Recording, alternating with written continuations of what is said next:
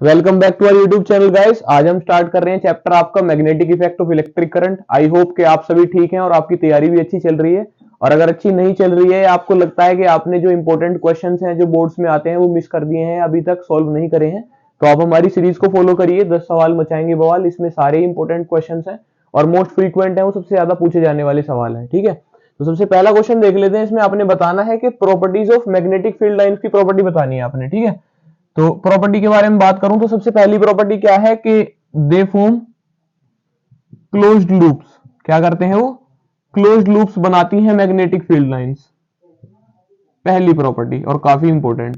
Second वाली property फिर हम क्या कह सकते हैं? They never intersect. They never intersect, एक ये प्रॉपर्टी आपकी हो जाती है। ठीक है, यानी कि वो एक दूसरे को कभी काटती नहीं है, एक दूसरे का रास्ता नहीं काटती हैं।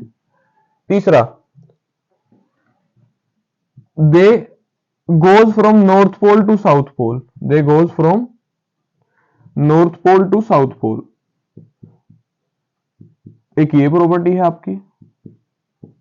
और लास्ट को मैं एक स्टेटमेंट की हेल्प से बताता हूं कि more are the magnetic field lines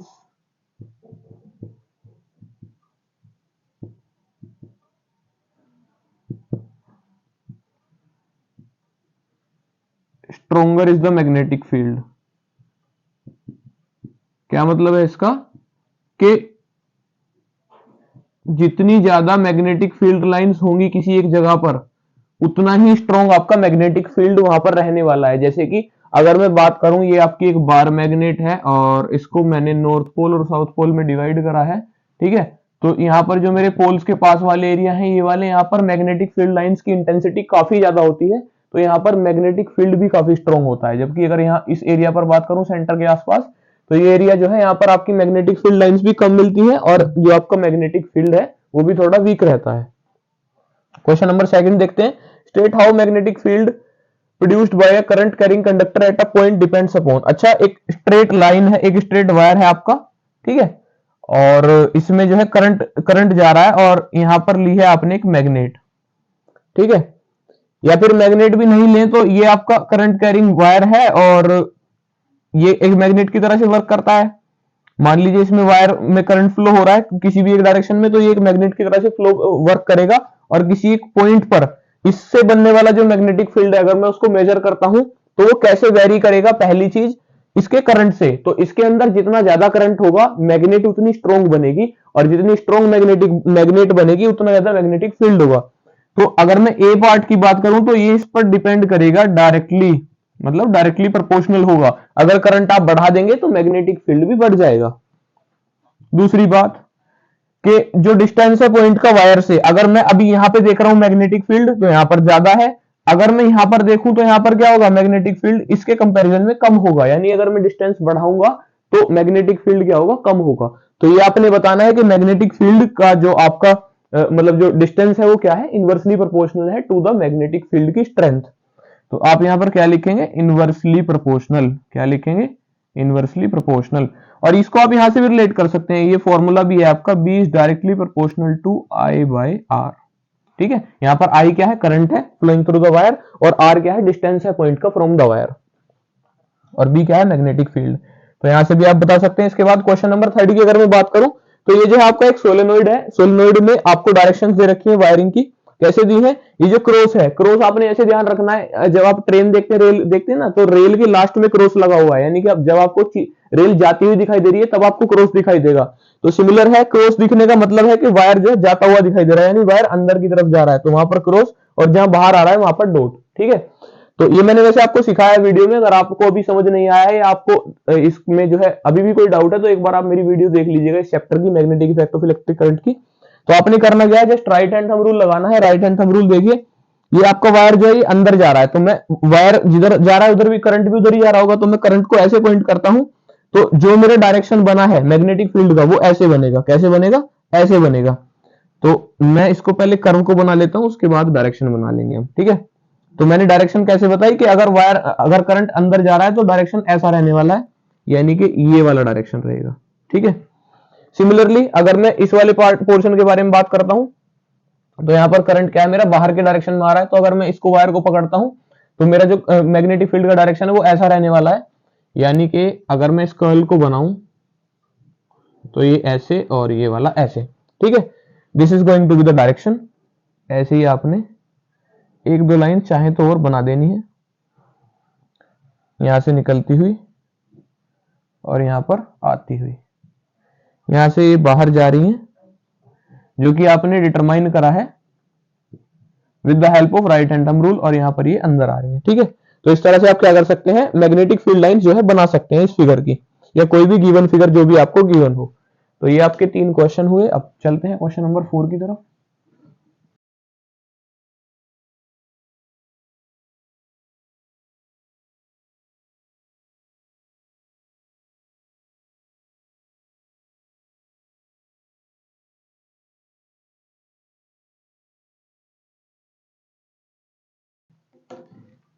चलिए क्वेश्चन नंबर 4 देखते हैं। इसके अंदर क्या बोला है आपसे, आपने डायरेक्शन बतानी है एक करंट कैरिंग कंडक्टर की, जो कि आपने रखा हुआ है नॉर्थ साउथ पोल के डायरेक्शन में जो है, यानी ऐसे आपने एक रखा हुआ है करंट कैरिंग कंडक्टर।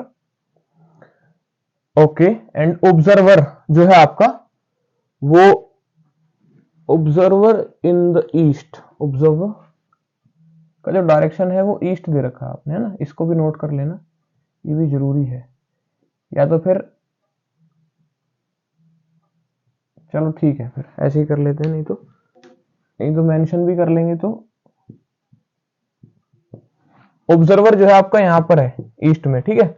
अभी उसने देखा क्या कि ये जो आपका वायर है जो कि नॉर्थ साउथ डायरेक्शन में, नॉर्थ साउथ प्लेन के अंदर रखा हुआ है, इसमें जो आपकी लाइंस हैं, जो मैग्नेटिक फील्ड लाइंस हैं, वो किस डायरेक्शन के अंदर है, वो एंटी क्लॉकवाइज डायरेक्शन के अंदर है, ठीक है। तो आपने करना क्या है, मैग्नेटिक फील्ड लाइन निकालने के लिए एक ही रूल है अपने पास, right hand thumb rule. Right hand thumb rule के अकॉर्डिंग आपको बताना है कि अगर तो मेरी जो लाइंस है, मतलब कि मेरा जो वो है, या तो फिर इस डायग्राम को ऐसे बनाते हैं, ठीक है। नॉर्थ साउथ प्लेन में अगर ये रखा हुआ है तो ये कुछ ऐसे होगा, it is going to be this way, ठीक है। यहां से आप ऑब्जर्व करते हैं कि जो मैग्नेटिक फील्ड लाइंस हैं वो कैसी हैं, एंटी क्लॉकवाइज हैं। तो एंटी क्लॉकवाइज अगर हैं, अच्छा अब मेरा ये हाथ है, तो आपने जल्दी से देखना है कि एंटी क्लॉकवाइज कौन सा होगा और क्लॉकवाइज कौन सा होगा।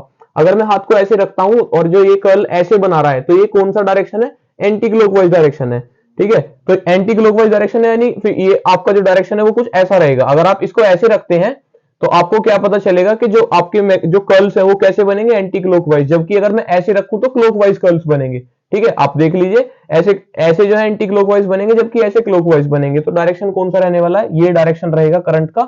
और ये डायरेक्शन कौन सा है करंट का, ये जा रहा है आपका, अगर ये नॉर्थ था, ये साउथ था, ये ईस्ट था और ये वेस्ट था, ठीक है। तो आपका करंट जो फ्लो हो रहा है वो इधर से इधर जा रहा है, यानी कि वेस्ट टू ईस्ट। कहां जा रहा है, वेस्ट टू ईस्ट। ये आपने किसकी हेल्प से बताया, राइट हैंड थंब रूल की हेल्प से आपने बता दिया। Next question, the factors on which strength of magnetic field produced by a solenoid depends. तो ये आपने पढ़ा है कि सोलेनोइड के अंदर जो है जो मैग्नेटिक फील्ड बनता है वो किस चीज पर डिपेंड करता है, नंबर ऑफ टर्न्स पर भी डिपेंड करता है, करंट पर भी डिपेंड करता है और कोर के मटेरियल पर भी डिपेंड करता है। यानी ऑल ऑफ दिस जो है आपका आंसर नंबर ये सही है, फोर्थ आंसर जो है। नेक्स्ट है, what is the basic difference between AC and DC generator. अच्छा, दो टाइप के जनरेटर होते हैं, एक होता है एसी जनरेटर जो कि एसी करंट जनरेट करता है, और डीसी जनरेटर जो डीसी करंट जनरेट करता है। तो ये जनरेट करते कैसे हैं, इनके बीच का बेसिक डिफरेंस क्या है, वो डिफरेंस वायरिंग में है या टाइप ऑफ कम्यूटेटर में है या आर्मेचर में है, कोर मटेरियल में। तो ये क्या है, आपके जो है कम्यूटेटर के टाइप में ही डिफरेंस है। कम्यूटेटर क्या होता है, ये जो है आपका जो आपका आर्मेचर है उसको कनेक्ट करके रखता है मेन सर्किट से। तो उसके अंदर ही आपका जो है डिफरेंस है। जो आपका एसी जनरेटर होता है उसके अंदर स्लिप रिंग टाइप यूज होता है कम्यूटेटर आपका, जबकि अगर डीसी जनरेटर की मैं बात करूं तो उसमें split ring type commutator use होता है। तो ये है आपका मेन डिफरेंस। अभी नेक्स्ट इसके बाद चलते हैं क्वेश्चन नंबर अपना 7 पर।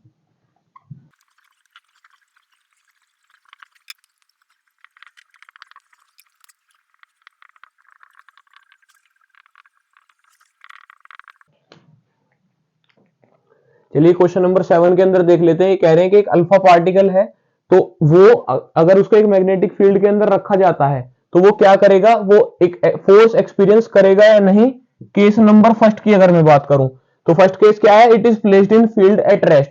फील्ड में उसको रखा है लेकिन रेस्ट पर रखा है, फील्ड में रखा है लेकिन रेस्ट पर रखा है, तो ये प्रॉब्लम है क्योंकि जब तक वो मूव नहीं करेगा तब तक वो खुद का मैग्नेटिक फील्ड नहीं बनाएगा, और जब तक दोनों मैग्नेटिक फील्ड के बीच में जो है क्या नहीं होगा, दोनों मैग्नेटिक फील्ड एक दूसरे के साथ इंटरेक्ट नहीं करेंगे तब तक उस पर फोर्स लगेगी नहीं, तो यानी कि रेस्ट पर तो नहीं हो सकता, तो फर्स्ट केस में जो है फोर्स नहीं लगेगी। Second case, it moves in direction parallel to field lines, जो फील्ड लाइंस का डायरेक्शन है उसी सेम डायरेक्शन में वो भी मूव कर रहा है, तो क्या होगा, तब भी उस पर क्या होगा, फोर्स नहीं लगेगी। क्यों नहीं लगेगी फोर्स, क्योंकि उसका जो डायरेक्शन है और मतलब जो मैग्नेटिक फील्ड है उसका और जो उनका मैग्नेटिक फील्ड है वो एक दूसरे के पैरेलल हो जाएंगे, तो वो आपस में इंटरेक्ट नहीं करेंगे, तो उसकी वजह से उनके बीच में ना तो अट्रैक्शन होगा ना रिपल्शन होगा, तो फोर्स भी जनरेट नहीं होगी, यानी सेकंड केस में भी नहीं लगेगा। जबकि थर्ड केस जिसके अंदर आपसे बोला है कि it moves in direction perpendicular to field line, field line से जो है उसका डायरेक्शन क्या है, परपेंडिकुलर है, तो बिल्कुल उसमें जरूर फोर्स जो है वो मतलब फील करेगा फोर्स को। और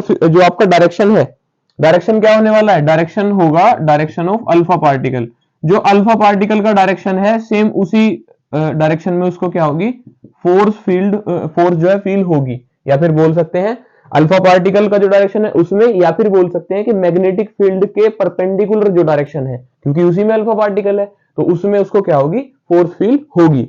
तो ये तीन पार्ट हुए आपके। इसके बाद क्वेश्चन नंबर 8 की बात करते हैं, तो फ्लेमिंग्स राइट हैंड रूल जो है, जो आप राइट हैंड रूल ऐसे करके बनाते हैं तो उसमें जो है क्या चीज क्या डिनोट करती है, तो ये क्या बताता है आपको, ये जो इंड्यूस्ड करंट है उसका मैग्नीट्यूड बताता है, या उसका डायरेक्शन बताता है, या मैग्नेटिक फील्ड का मैग्नीट्यूड बताता है, या फिर डायरेक्शन एंड मैग्नीट्यूड दोनों चीजें बताता है इंड्यूस्ड करंट की। तो ये जो है आपको क्या बताएगा, सिर्फ इंड्यूस्ड करंट का डायरेक्शन बताएगा। आपको पता है कि राइट हैंड थंब रूल के अंदर क्या होता है, आप इसको याद करते हैं फादर, मदर और चिल्ड्रन से। जो आपका थंब है वो फादर से मतलब क्या है, आपको फोर्स बताएगा कि फोर्स किधर से लगी है, एम जो है ये मैग्नेटिक फील्ड बताता है, और सी जो है करंट इंड्यूस्ड बताता है, ठीक है। तो ये इंड्यूस्ड करंट का डायरेक्शन सिर्फ आपको बताएगा, तो डायरेक्शन ऑफ इंड्यूस्ड करंट। अगला आप क्वेश्चन नंबर 9 है, working principle of generator, generator का वर्किंग प्रिंसिपल बताना है, तो वो है इलेक्ट्रोमैग्नेटिक इंडक्शन। क्या है, इलेक्ट्रोमैग्नेटिक इंडक्शन, इलेक्ट्रिसिटी और मैग्नेटिक फील्ड के बीच में इंटरेक्शन से करंट इंड्यूस होता है, उसको आप बोलते हैं इलेक्ट्रोमैग्नेटिक इंडक्शन। और ये कन्वर्ट करता है आपका किसको किस में कन्वर्ट करता है, ये कन्वर्ट करता है आपका काइनेटिक एनर्जी को, ठीक है। जनरेटर के अंदर क्या होता है, काइनेटिक एनर्जी जो है उसकी वो इलेक्ट्रिकल एनर्जी में कन्वर्ट होती है। इसके बाद मेरा लास्ट क्वेश्चन वो आपके लिए असाइनमेंट रहेगा, ठीक है, क्वेश्चन नंबर 10 है।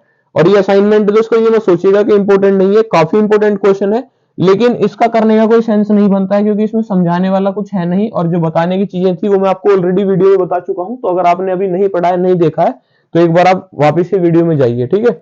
जो मेरी वीडियो है इस चैप्टर की magnetic effect of electric current की, ये क्या है, आपने इसमें बताना है वर्किंग ऑफ इलेक्ट्रिक मोटर, ठीक है। ये जो है आपका वर्किंग ऑफ इलेक्ट्रिक मोटर, ये काफी इंपॉर्टेंट क्वेश्चन है और काफी बार पूछा जाता है। इसमें 2 से 3 चीज आपने ध्यान रखनी है। सबसे पहले एक तो आपने डायग्राम जरूर बनाना है, दूसरी बात पार्ट्स बताने हैं कि कौन कौन से पार्ट होते हैं उसके अंदर, जैसे कि आर्मेचर बताना है, मतलब जो रेक्टेंगुलर कोइल है आपकी आर्मेचर, उसके बाद स्प्लिट रिंग, कम्यूटेटर और कार्बन ब्रशेज, और ये सारी चीजें आपने बतानी है उसके अंदर।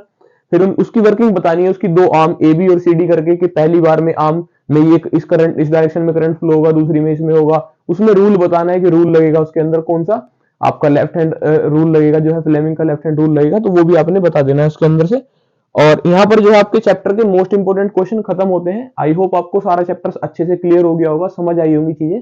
और अगर आपको ये वीडियो अच्छी लगी तो इसको शेयर कीजिए, साथ साथ लाइक और सब्सक्राइब कर दीजिए चैनल को, ताकि जब भी नई वीडियोस आए तो आप उनको टाइम से देख पाएं और आपकी एग्जाम्स की प्रिपरेशन अच्छी चलती रहे। Thank you.